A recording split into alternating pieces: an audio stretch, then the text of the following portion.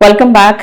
आज हम करने वाले हैं आपके इंस्टीट्यूट के मॉड्यूल 2 का चैप्टर नंबर 11 जो बात करता है टैक्स प्लानिंग, टैक्स इवेजन और टैक्स अवॉइडेंस की। इसी टॉपिक के अंदर गार को भी कवर किया है इंस्टीट्यूट ने, बट मैं इसको यहाँ कवर नहीं करने वाली, इसके लिए डेडिकेटेड वीडियो अलग से बनाऊंगी। ठीक है, इस टॉपिक से आपका करीब 4 से 6 नंबर का थ्योरेटिकल क्वेश्चन पूछा जाता है और वो ऑन एंड ऑफ है, जरूरी नहीं कि हर बारी आए, बट ये तीनों ही टर्म्स को आपको बहुत अच्छे से समझना होगा क्योंकि majority of your international taxation जितने भी आप प्रोविजंस पढ़ोगे वो कहीं ना कहीं इन्हीं की देन है कि कहाँ क्या प्रॉब्लम हुई और जिसका सोल्यूशन देने के लिए वो सब प्रोविजंस फॉर्म में आए। तो यहाँ पे हम इन तीनों ही टर्म्स को सबसे पहले समझेंगे कि इन तीनों में क्या डिफरेंसेस हैं। Over a period of time जो जुडिशरी सिस्टम था उसमें कैसे इंटॉलरेंस आया towards the avoidance and evasion of tax और फिर बहुत ही स्ट्रिक्ट एक्शन लेते हुए बहुत सख्त रूल बनाए गए। ठीक है, वहां पे क्योंकि यहाँ पे जुडिशरी इन्वॉल्व है तो जुडिशरी की प्रेसिडेंस को भी हम पढ़ेंगे कि कैसे कैसे कौन कौन से लेवल पे कौन सी जुडिशरी का डिसीजन जो है वो दूसरे पे बाइंडिंग हो जाता है। ठीक है, तो सबसे पहले हम शुरुआत करते हैं टैक्स प्लानिंग की। आप लोग मुझे बताइए, आप लोगों की बेसिक अंडरस्टैंडिंग क्या है, टैक्स प्लानिंग को आप लोग क्या समझते हैं। ठीक है, टैक्स प्लानिंग यहाँ पे जब हम बात करते हैं तो ये मीन करता है कि जो भी डायरेक्ट टैक्स लॉज हैं उनके प्रोविजंस की इन डेप्थ नॉलेज उनको यूज करते हुए अगर आप लीगली एंड स्मार्टली अपने क्लाइंट का टैक्स या तो बचा लेते हैं, बिल्कुल ही नहीं देना पड़े, या फिर रिड्यूस करा देते हैं, तो this is called tax planning. कैसे? जैसे कि मान लो, इसके मैं कुछ इलिस्ट्रेशंस देने जा रही हूं आप लोगों को किन किन सिनेरियोज में हम टैक्स प्लानिंग बोलते हैं। जैसे कि मान लो रेजिडेंशियल स्टेटस, आपने इस चैप्टर को पढ़ा है ना, थ्योरी आपको बहुत अच्छे से पता है, वो तो हो गया सिर्फ और सिर्फ नोइंग दी डायरेक्ट टैक्स लॉज कि आपको टेक्निकल नॉलेज है, बट स्मार्टली क्या आप इसे अप्लाई कर सकते हैं। आपका जो क्लाइंट है वो फ्रीलांसिंग का काम करता है, वो दुबई और इंडिया दोनों जगह काम करता है और इसी सिलसिले में आता जाता भी रहता है। ठीक है, रेजिडेंशियल स्टेटस को यूज करके कैसे आप उसके टैक्स को स्मार्टली रिड्यूस करा सकते हो। आप उसे कह सकते हैं कि देखो, इंडिया में जब हम टैक्स पे करते हैं तो हर साल रेजिडेंशियल स्टेटस चेक किया जाता है फॉर एवरी प्रीवियस ईयर। अगर आपका residential status not ordinary resident या नॉन रेजिडेंट हो जाता है तो जो स्कोप ऑफ टोटल इनकम आपने पढ़ा है उसमें काफी सारी इनकम टैक्स ब्रैकेट से बाहर चली जाती है ना। तो आपने इसको बोला कि तुम एक काम करो, दुबई ज्यादा रहो और इंडिया में थोड़ा सा कम रहो।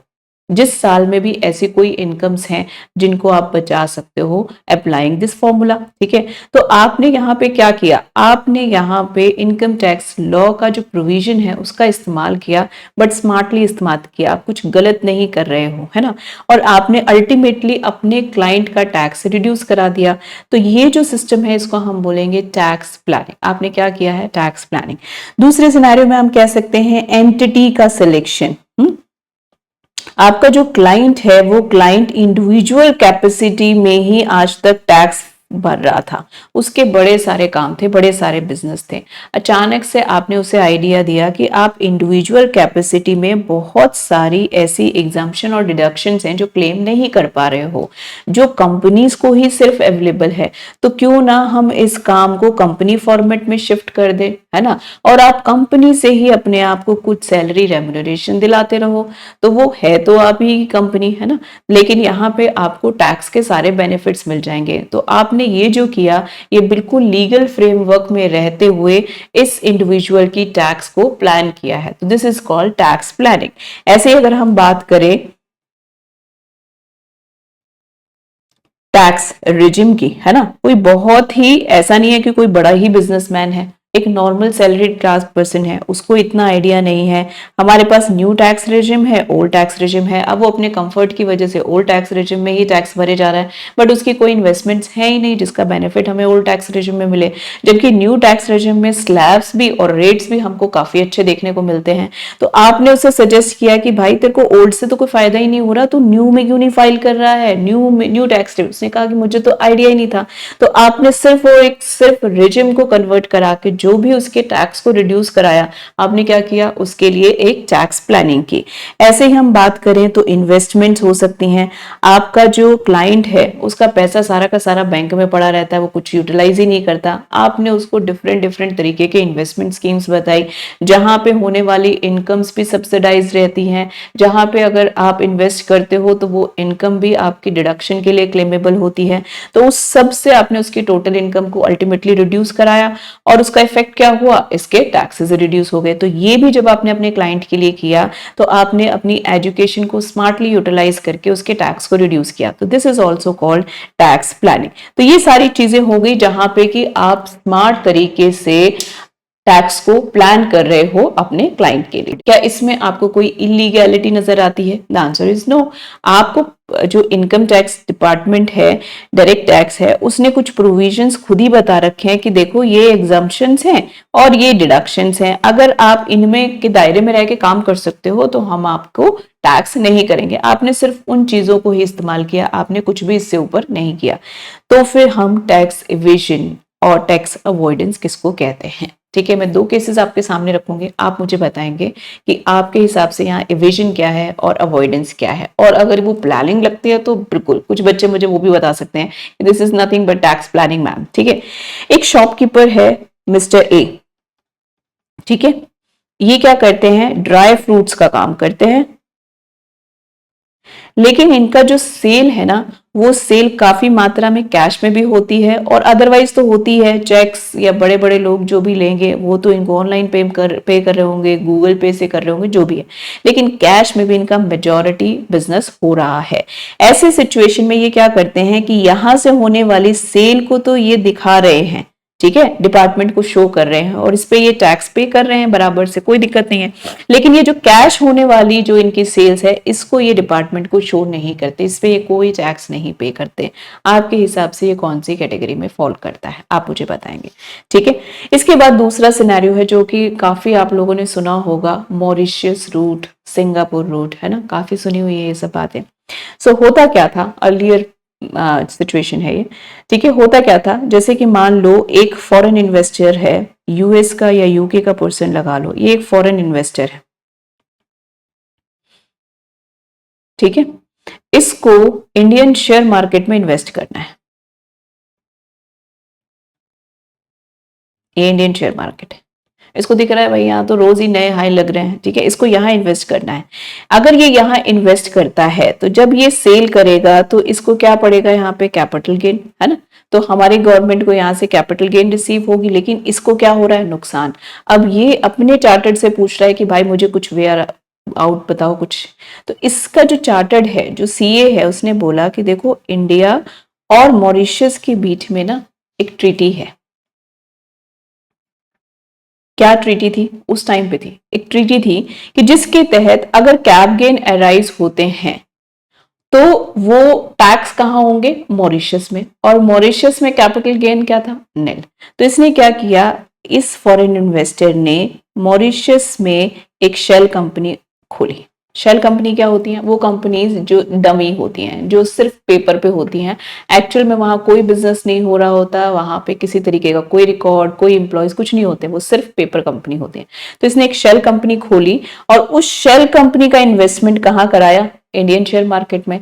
अब यहां से इनकम जनरेट कर रहा है, ठीक है, लेकिन क्योंकि इन दोनों के बीच में क्या है, ट्रीटी है, मॉरिशस और इंडिया के बीच में, तो इंडिया अब कैप गेन नहीं ले सकता, तो इंडिया को किस चीज का नुकसान हुआ, कैप गेन का।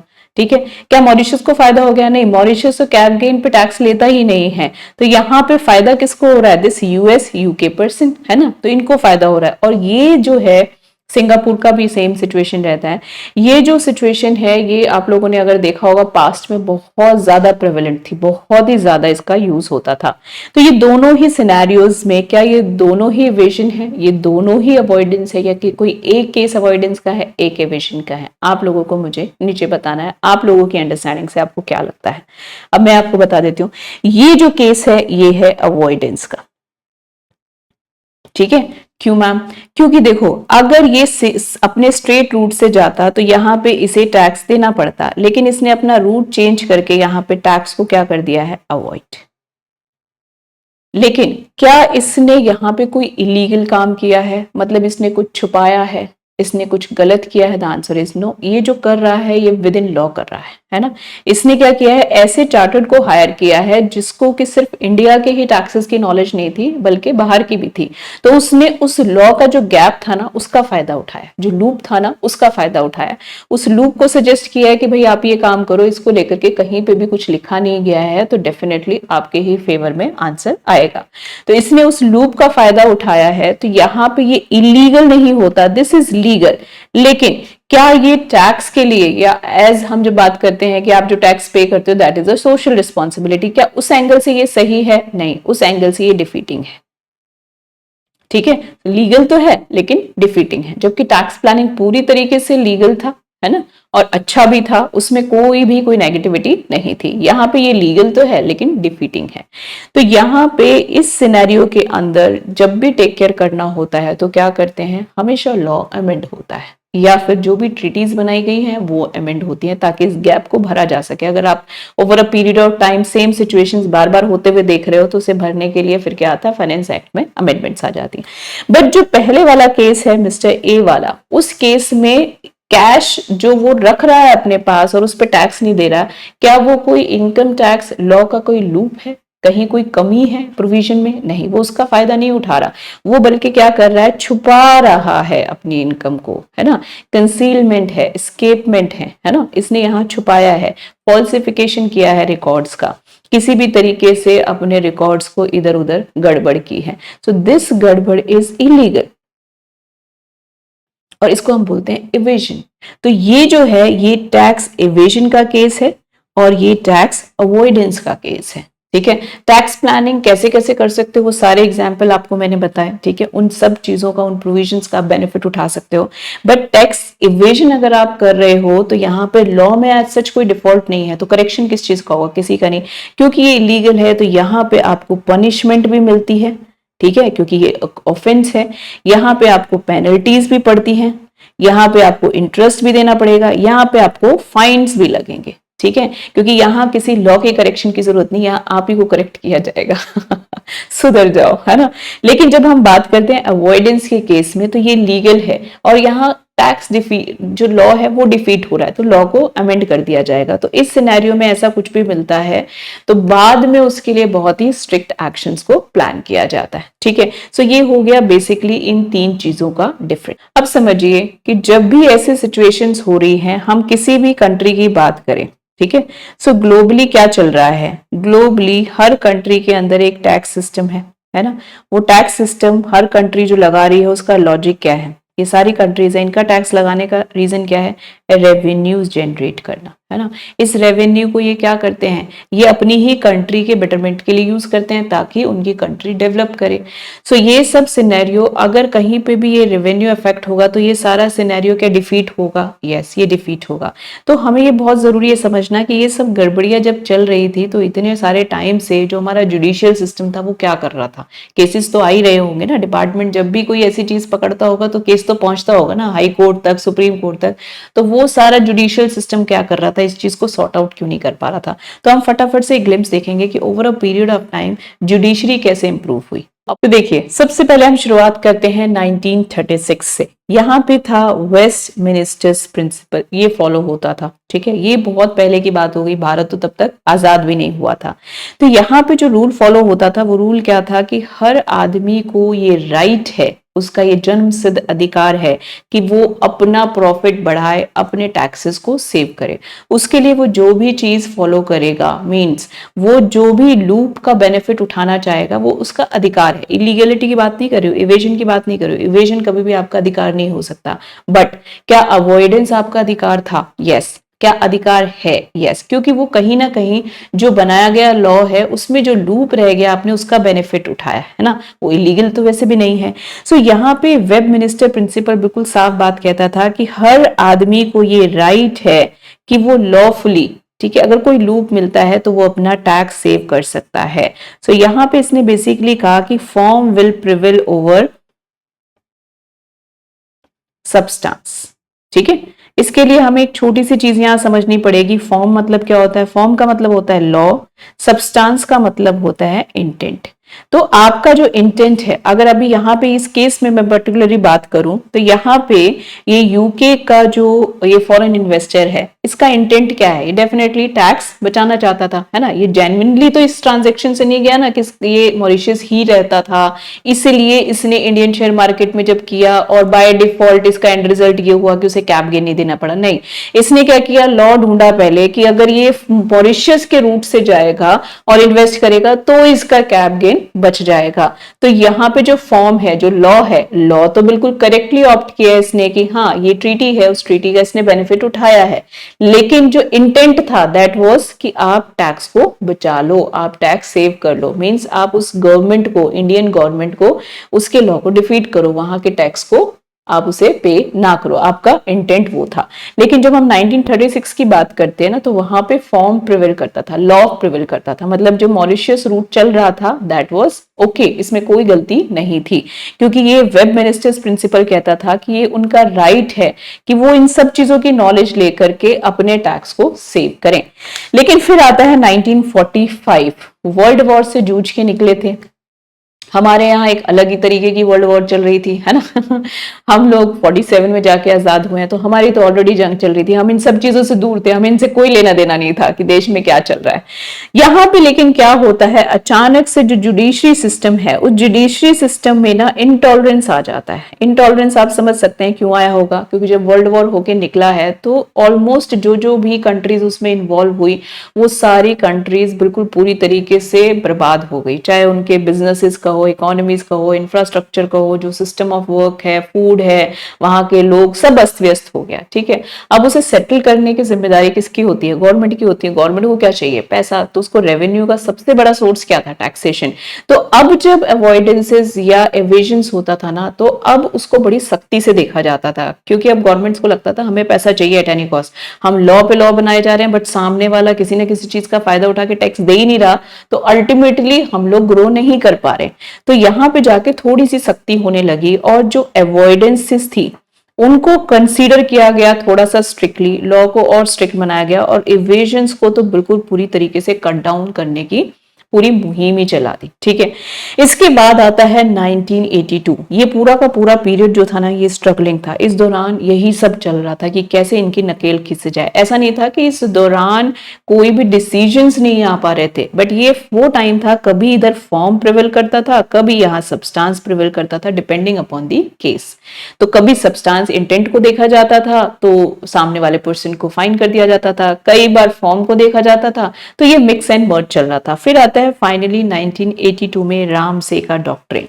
और ये डॉक्ट्रिन जो है, इस केस के दौरान बोला जाता है कि अगर आपने सीरीज ऑफ स्टेप्स ऐसे किए हैं जहां कमर्शियल सब्सटेंस मिसिंग होगा, ठीक है, मतलब कि आपने जो ये कंपनी खोली, ये शेल कंपनी, यहां कोई भी कमर्शियल सब्सटेंस नहीं दिख रहा है, इस कंपनी का कोई काम ही नहीं है, ये बनी ही सिर्फ किस लिए है? इंडियन शेयर मार्केट में इन्वेस्टमेंट करने के लिए।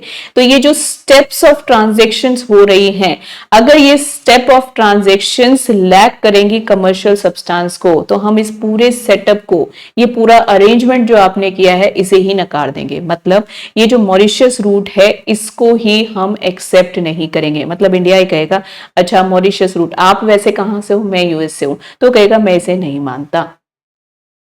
ठीक है, और कैपिटल गेन तो अब लेके ही रहेंगे। राइट, ये कब स्टैब्लिश हुआ? 1982 में, Ramsay doctrine. It's a very important one. ठीक है, लेकिन भारत में क्या चल रहा था?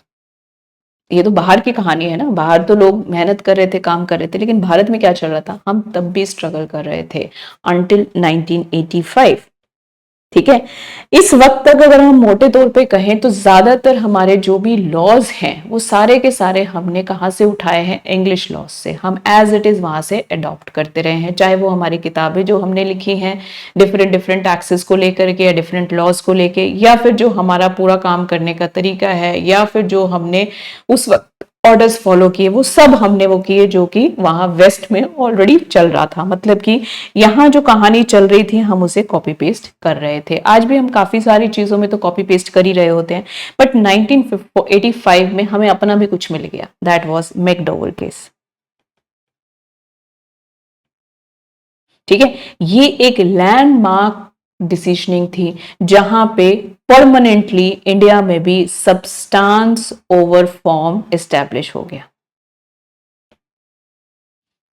ठीक है, कि अब हम लोग सिर्फ फॉर्म को नहीं देखेंगे, अब पर्दा उठ जाएगा।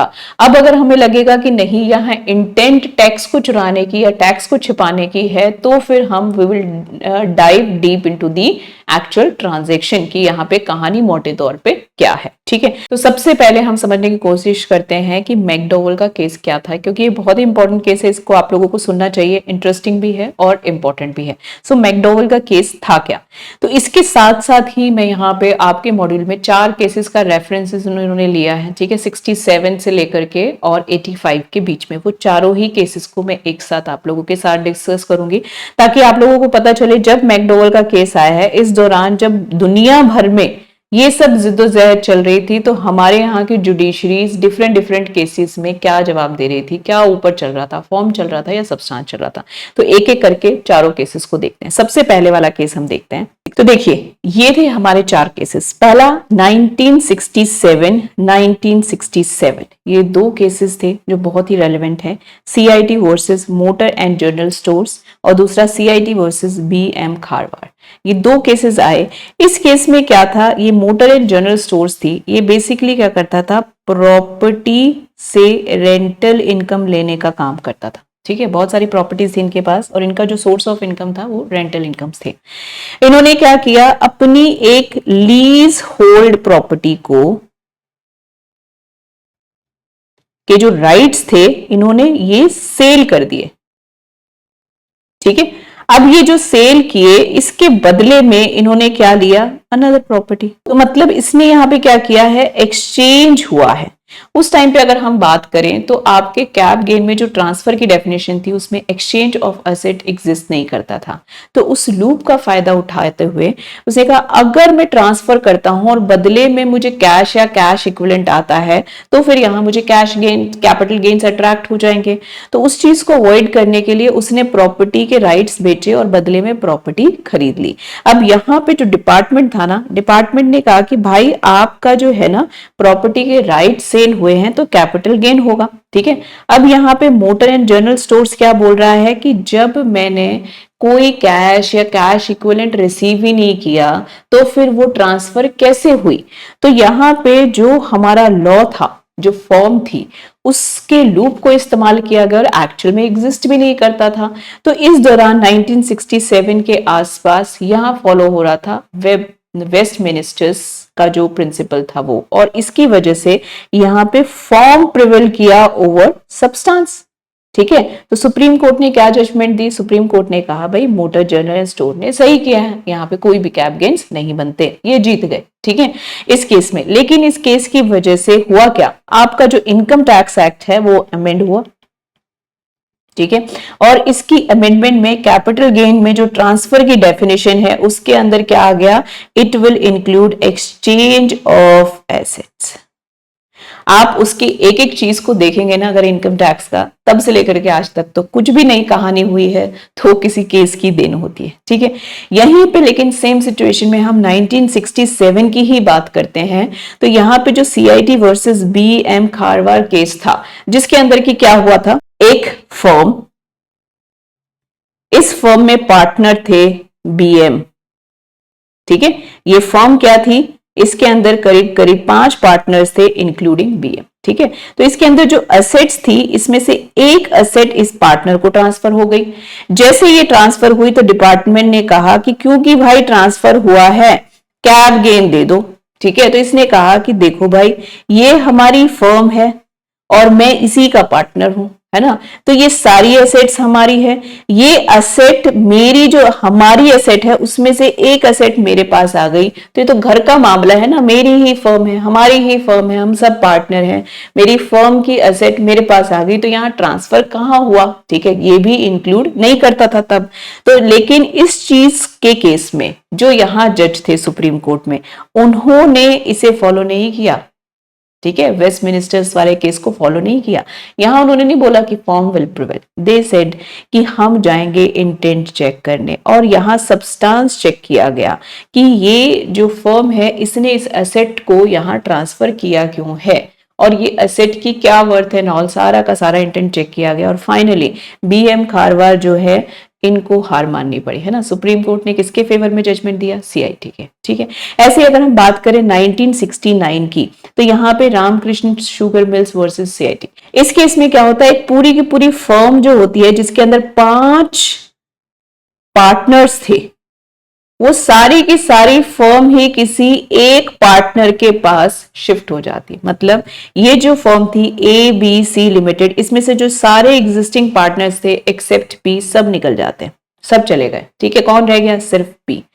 अब यहाँ पे डिपार्टमेंट कहता है कि भाई जो फर्म की एसेट्स थी अब वो तुम्हारे कल्ले की होगी क्योंकि तुम इकलौते पार्टनर बचे हो, तो यहाँ पे ट्रांसफर ऑफ एसेट्स हुआ है तो कैप गेन दो। उसने कहा कि देखो ABC फर्म थी और आज भी ABC है, कल भी ABC रहेगी, this is a going concern, है ना। जो उसके अंदर पार्टनर थे वो चले गए लेकिन फर्म तो वही है ना, तो मेरे ऊपर कैपिटल गेन कैसे आया? तो यहां पे भी जो डिपार्टमेंट का से था उसको इसने फाइट किया, लेकिन यहां पे भी सुप्रीम कोर्ट ने क्या देखा? सबस्टांस। उसने कहा कि भाई एक्चुअल में जाकर के देखो, उस वेल को लिफ्ट करो, उस पर्दे को थोड़ा सा छेद करके देखो कि एक्चुअल में इसको क्या बेनिफिट्स पास ऑन हुए हैं। तो जब भी कभी जजेस ने बहुत डेप्थ में किसी केस को करने की कोशिश की है तो हमारे यहाँ लेकिन क्या रहा है? Mix and merge. जज की अपनी इंटेलिजेंस के ऊपर है, अगर वेस्ट को एज इट इज फॉलो करता है तो वो फॉर्म पे डिसीजन दे रहा था, लेकिन अगर वो थोड़ा सा डेप्थ में चेक कराना चाह रहा था तो वो सब्सटेंस पे दे रहा था, बट ये मिला जुल रहा चल रहा था, ठीक है। इस कहानी में ट्विस्ट आता है 1985 में, जब आता है मैकडोवेल एंड कंपनी का केस। इस केस की कहानी क्या थी? जो मैकडोवेल था ना, बेसिकली ये एक लिकर कंपनी थी, ठीक है, लिकर बेचती थी। तो इसके जो कस्टमर्स थे ना, उन कस्टमर्स को लिकर बेचते वक्त, जैसे मान लो इसकी जो सेल प्राइस है 100 रुपया, ये उस पे एक्साइज ड्यूटी पे करता था 30, तो इसकी टोटल जो सेल होती थी वो थी 130 रुपए की। तो यहां पे 130 रुपए का जो इनवॉइस होता था ये देता था अपने कस्टमर को कि ये ले भाई, लेकिन जब इसे सेल्स टैक्स देना होता था तो सेल्स टैक्स के लिए ये जो अपनी सेल प्राइस लेता था वो लेता था 100 रुपीज, ठीक है। अब डिपार्टमेंट को प्रॉब्लम हो गई, उसने कहा कि जो तुम्हारा कस्टमर का इनवॉइस है वो अगर 130 रुपए दिखा रहा है तो सेल्स टैक्स तो 130 रुपए पे चार्ज होना चाहिए, लेकिन तुम चार्ज कर रहे हो 100 रुपए के ऊपर, तो ये जो डिफरेंस का 30 रुपया है इसके ऊपर जो टैक्स की तुमने चोरी की है। तो यहाँ पे मैकडोवेल का कहना यह था कि जो 30 रुपए है ना, ये तो एक्साइज ड्यूटी है, ये तो मैं कस्टमर से ले रहा हूं और आगे डिपार्टमेंट को दे रहा हूं, मैं तो इसमें मीडिएटर का काम कर रहा हूं, मेरी जेब में थोड़ा ना कुछ आ रहा है, मैंने आगे कस्टमर से लिया और यहाँ पे पास ऑन कर दिया, इसमें कुछ भी मेरी जेब में नहीं रुक रहा, तो मैं इसके ऊपर सेल्स टैक्स क्यों पे करूंगा, ठीक है। तो इसने क्या यूज किया है? लीकेज, है ना, जो लॉ का लूप था उसे इस्तेमाल किया है। लेकिन यहाँ पे जो सुप्रीम कोर्ट है उसने फॉर्म को नहीं चेक किया, अगर वो फॉर्म को चेक करती तो यहाँ पे कोई भी प्रॉब्लम नहीं मिलती, जैसे कि हम मॉरिशस रूट में देख रहे थे, है ना, तो यहाँ पे हमें कोई भी प्रॉब्लम नहीं दिखाई दी क्योंकि उसने लॉ के लूप को ही चैलेंज किया है यहाँ पे कि आप जो एक्साइज है, कहीं पे भी मेंशन नहीं है क्लियरली कि भाई एक्साइज मेरी इनकम हो सकती है, मैंने एक्साइज ड्यूटी ली और आगे पास ऑन कर दी, मैं उसके ऊपर क्यों दूंगा सेल्स टैक्स, ठीक है। लेकिन यहां पे सुप्रीम कोर्ट ने चेक किया इसका इंटेंट, सबस्टांस, ठीक है, और सबस्टांस चेक करके इसने बोला कि आप इस 30 रुपए के ऊपर अपना सेल्स टैक्स चोरी करना चाहते हो, इस वजह से आपने इस इंफॉर्मेशन को इस तरीके से प्रेजेंट किया, आपने दो इनवॉइसेस जनरेट किए, एक डिपार्टमेंट के लिए जहां सेल्स टैक्स दे रहे हो, एक आप अपने जो कस्टमर्स को दे रहे हो, आप 2 इनवॉइसेस पे काम कर रहे हो, this is फाल्सिफिकेशन of your records, है ना। तो इस चीज को बेस बनाते हुए यहां पे सबस्टांस को ऊपर रखा गया ओवर फॉर्म, और इसके बाद यहां पे डिसीजन ले लिया गया कि इस तरीके के केसेस में substance will always be look into, ठीक है। लेकिन अब बात क्या है कि कहानी में थोड़ा सा ट्विस्ट है। कहानी का ट्विस्ट क्या है कि मैकडोवेल का जो केस था ये तो प्रॉपर जर्नल सेल्स टैक्स का केस था, तो फिर इसको दूसरे टैक्सेस पे या किसी भी और लॉ पे हम कैसे अप्लाई कर देंगे, तो अप्लाई ही नहीं कर सकता, है ना। तो ऐसे ही सिनेरियो एक बहुत ही इंपॉर्टेंट जजमेंट आई 1987 में, गुजरात का हाई कोर्ट जब भी हमारा देश मैम किसी मुश्किल में पड़ता है, गुजरात ही बचाता है हमें। हाँ, तो गुजरात के हाई कोर्ट ने आकर के इस पे फाइनली एक नेल ठोक दी और उसने कहा कि देखो, जो मैकडोवेल केस में जजमेंट आई है वो जजमेंट सिर्फ और सिर्फ सेल्स टैक्स वाले केसेस पे बाइंडिंग नहीं होगी, बल्कि जितने भी टैक्सेस या जितने भी तरीके के लॉज हैं उन सब पे वो बाइंडिंग होगी। ये कहने का इसका क्या अधिकार है मैम? ये तो गुजरात का हाई कोर्ट है, वो सुप्रीम कोर्ट है ना। सो हम ये भी पढ़ेंगे कि क्या क्या किस किस के पास क्या राइट है, किसको वो चैलेंज कर सकते हैं। लेकिन यहाँ गुजरात हाई कोर्ट के इस डिसीजन के बाद से हर तरीके के taxes, whether it was VAT, whether it was service tax, और आज की बात करें जीएसटी, हर तरीके के टैक्सेस में अब वो जो रूल है दैट इज बाइंडिंग। मतलब कि अब सब्सटेंस को चेक किया जाएगा, अब हम लोग फॉर्म को प्लेनली चेक नहीं करते। तो यहाँ पे एंट्री होती है doctrine of substance over form. ठीक है, अब इसको अप्लाई कैसे करना है? इसे अप्लाई करते वक्त सबसे पहले हमें क्या देखना है? ट्रांजैक्शन की जेन्युइनिटी। अगर एक ट्रांजैक्शन जेन्युइन है तो वहां पे फॉर्म अप्लाई होगी। ऐसा नहीं है कि हम अंधाधुंध चलेंगे कि अब तो सब्सटेंस ही चलेगा, वहां पे क्या चेक होगा? फॉर्म चेक होगा। लेकिन अगर हमें यहां पे कोई भी कलरेबल डिवाइस मिलते हैं तो उस केस में सब्सटेंस विल प्रिवेल। उस केस में सब्सटेंस विल प्रिवेल। दूसरा सिनेरियो होता है पियर्सिंग ऑफ कॉर्पोरेट विल। जहां पे भी, जैसे कि अभी पार्टनरशिप फॉर्म्स का केस मैंने आप लोगों को बताया था, जहां पे भी डिपार्टमेंट को डाउट होता है और उसे लगता है कि नहीं अंदर तो कुछ घपला चल रहा है, ऐसे कैसे सारी फर्म, सारे के सारे पार्टनर किसी एक पार्टनर को देके निकल लिए, है ना, तो इतना कैसे जेन्युइन हो सकता है? तो वहां अगर आपको डाउट लग रहा है तो वहां पियर्सिंग हो सकती है कॉर्पोरेट विल की। आप पर्दा हटा करके अंदर चेक कर सकते हैं कि यहाँ एक्चुअल में इंटेंट क्या चल रहा है। ये पावर हमारे डिपार्टमेंट के पास है। तीसरी सिचुएशन है सब्सटेंस प्रिवेल करेगा जहां पे भी डिपार्टमेंट को डाउट होगा और उसे अलाउ किया जाएगा आप इसकी इन डेप्थ चेकिंग करो। वो कैसे? मान लो कि एसआरके को, है ना, मुकेश अंबानी जी ने एक कार गिफ्ट की है जो 50 करोड़ की है। ठीक है, अब यहां पे डिपार्टमेंट को शाहरुख खान जी बोलते हैं कि मैं टैक्सेस क्यों दूं, क्योंकि मुझे तो ये गिफ्ट मिला है ना, तो गिफ्ट की वजह से ये टैक्स ब्रैकेट से बाहर निकल गया। लेकिन मुकेश अंबानी जी ने शाहरुख खान को 50 करोड़ की कार क्यों गिफ्ट की है ना, ये क्या किसको खटकेगा? डिपार्टमेंट को। और उसको उससे ज्यादा ये खटक रहा है कि इसके अंदर जो मुझे टैक्सेस आने चाहिए वो नहीं आएंगे, है ना, उसको वो प्रॉब्लम ज्यादा हो रही है। तो अब वो क्या करेगा? वो इसका सब्सटेंस चेक करेगा, अंदर कहानी क्या है, ये 50 करोड़ एक्चुअल में क्यों दिए गए। अगर नॉर्मल रूट फॉलो करते, अंबानी जी कुछ नया लॉन्च करने जा रहे थे, उस इवेंट में वो शाहरुख खान को बुलाते हैं और उसे कहते हैं आओ मेरे प्रोडक्ट को लॉन्च कर दो। ठीक है, उन प्रोडक्ट्स के बारे में कुछ अच्छी अच्छी बातें लोगों को बताओ एज एन फ्रेंड। लेकिन शाहरुख खान जब किसी चीज के बारे में बात कर रहे हैं तो क्या उसका कमर्शियल इंपैक्ट हो रहा है? यस, कमर्शियल इंपैक्ट हो रहा है, और उनके उस कमर्शियल इंपैक्ट की वजह से ही उनको ये गिफ्ट पे किया जा रहा है। तो एक्चुअली उनसे एक सर्विस ली गई और उस सर्विस के बदले में पे किया गया। अगर इसको मुकेश अंबानी जी सीधे तौर पे कर देते हैं कि आओ और मेरे इस इवेंट में मेरे इस पर्टिकुलर प्रोडक्ट को प्रमोट करो, तो उसे बदले में वो क्या देते? कुछ भी पेमेंट करते, वो क्या होती? एसआरके की इनकम होती और वो टैक्स ब्रैकेट में सीधे तौर पे हो जाती।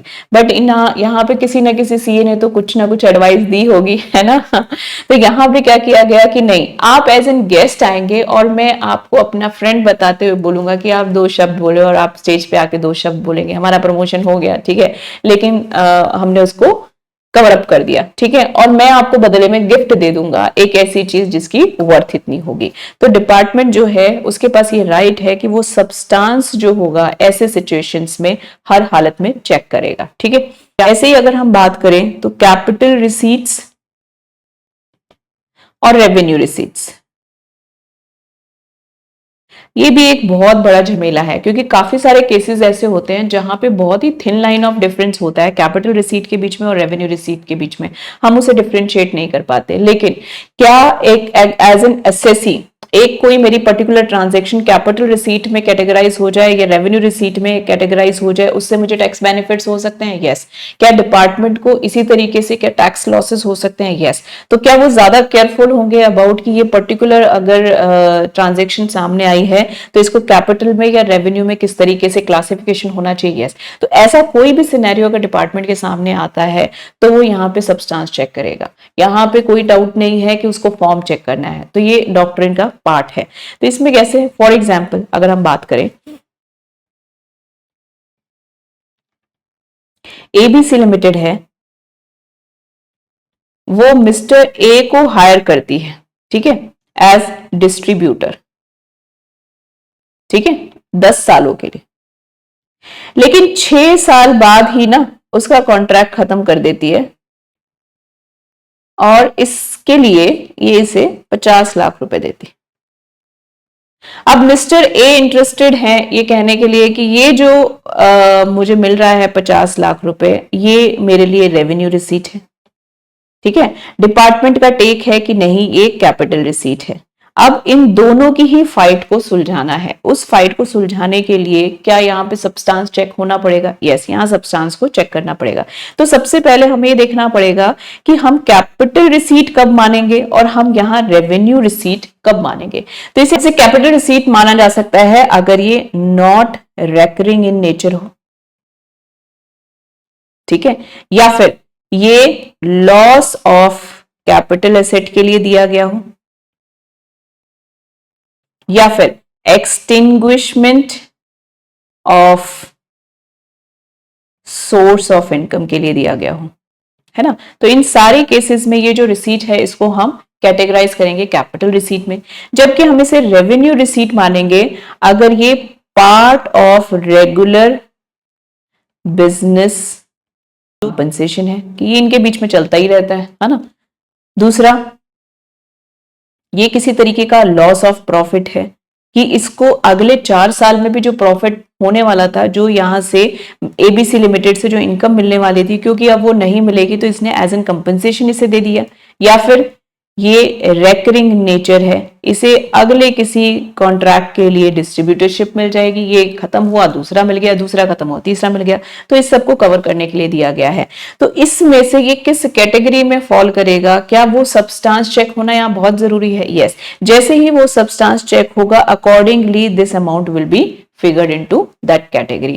देखो यहाँ तो मैंने सिर्फ 50 लाख की बात की है, बट बड़ी बड़ी जो कंपनीज होती हैं वहां पे ये बहुत बड़ी बड़ी फिगर्स होती हैं। डिपार्टमेंट इसलिए इन सब चीजों को लेके इतना क्रूशियल है क्योंकि वहां उनके जो रेवेन्यू लॉसेज हैं वो करोड़ों में हो रहे होते हैं, है ना, इसलिए वो इन सब चीजों को लेके बहुत स्ट्रिक्ट होता है। तो क्या इस पर्टिकुलर चीज को चेक करने के लिए इसको इसके अंदर जा करके इसके सब्सटेंस को चेक करने की जरूरत नहीं पड़ेगी, यस। तो डेफिनेटली इसे यहाँ पे इसका सब्सटेंस चेक करना पड़ेगा।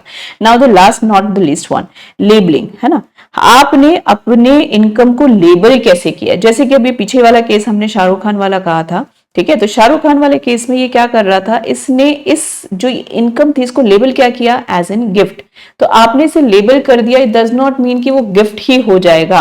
अगर ऐसी कोई लेबल्ड इनकम है तो क्या डिपार्टमेंट वहां पे भी सब्सटेंस चेक कर सकता है, हाँ, वो वहां पे भी जाकर के सब्सटेंस चेक करेगा अगर उसे डाउट लगेगा। तो label does not matter, we will actually see the intent कि वहां जो ट्रैवल हो रही है, वहां जो चीज है वो दैट इज इनकम और एक्चुअली अ गिफ्ट। क्योंकि जो भी जेन्युइन केसेस हैं, इसलिए हमने सबसे पहली चीज क्या की है, जेन्युइन केसेस।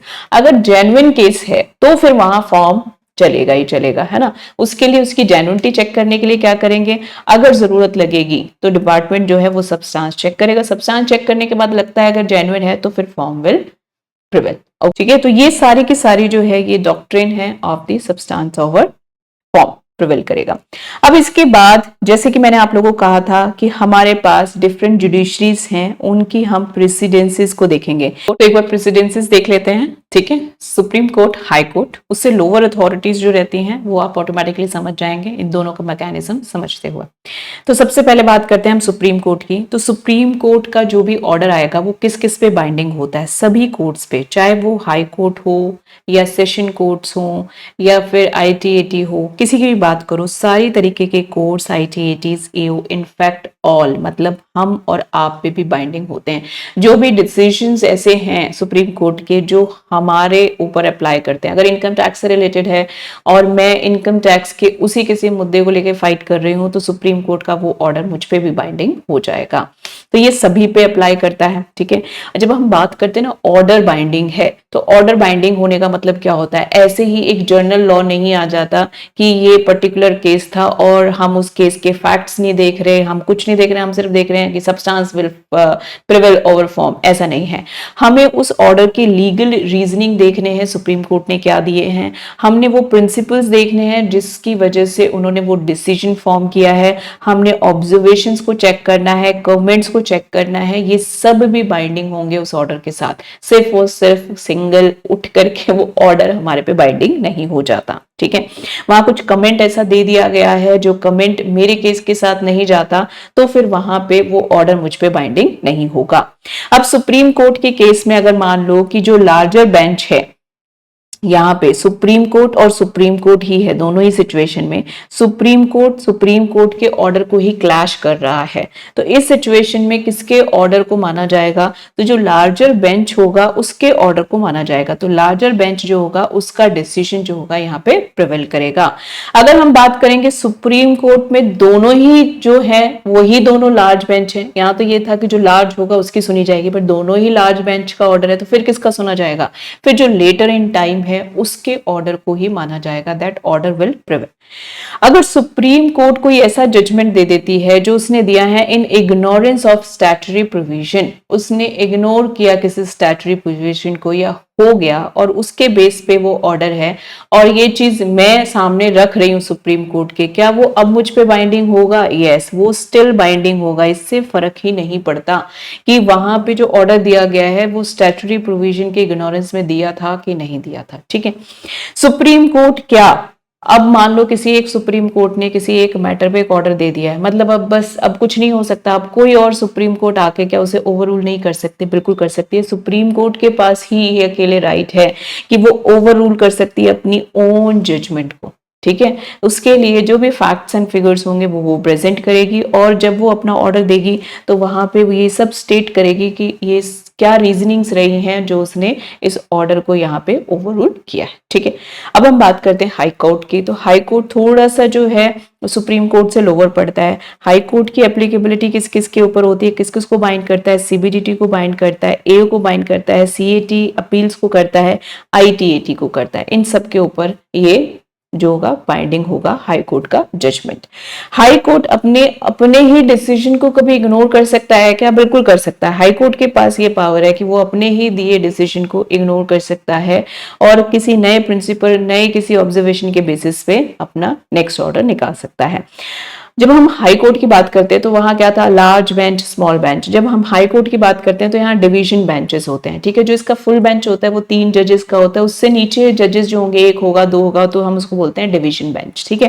तो डिवीजन बेंच 1 और डिवीजन बेंच 1 अगर ये दोनों ही डिसएग्री हो जाते हैं, ठीक है, तो उस सिचुएशन में क्या फॉलो किया जाएगा? फुल बेंच को वो मैटर जो है वो रेफर कर दिया जाएगा और फुल बेंच इसके ऊपर अपनी सुनवाई देगा।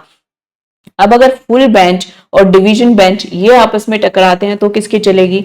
फुल बेंच की चलेगी। फुल बेंच का ऑर्डर डिवीजन बेंच को मानना पड़ेगा।